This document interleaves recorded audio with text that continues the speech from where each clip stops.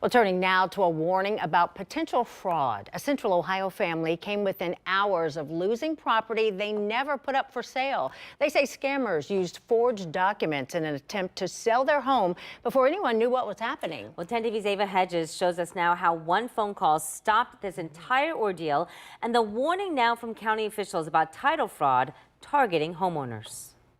They should go to jail. Buffy Patterson works in realty. In fact, she's the past president of Columbus Realtors, and she's been helping manage her parents' properties since 2021. A phone call is how she caught the title fraud that almost happened to her parents. I was over my parents' house and received a phone call from a title company. The company told her one of her parents' properties was being sold. It was scheduled to close the following day.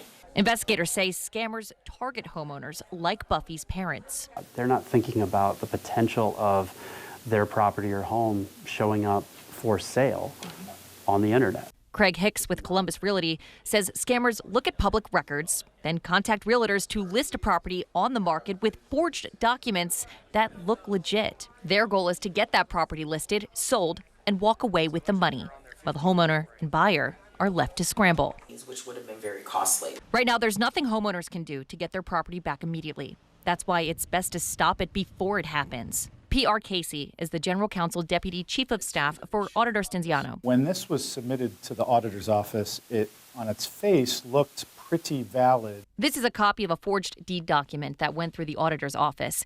He says that there's red flags that they look for on their end in these cases. For example, the stamped signature is to show that the person on the document is who they say they are.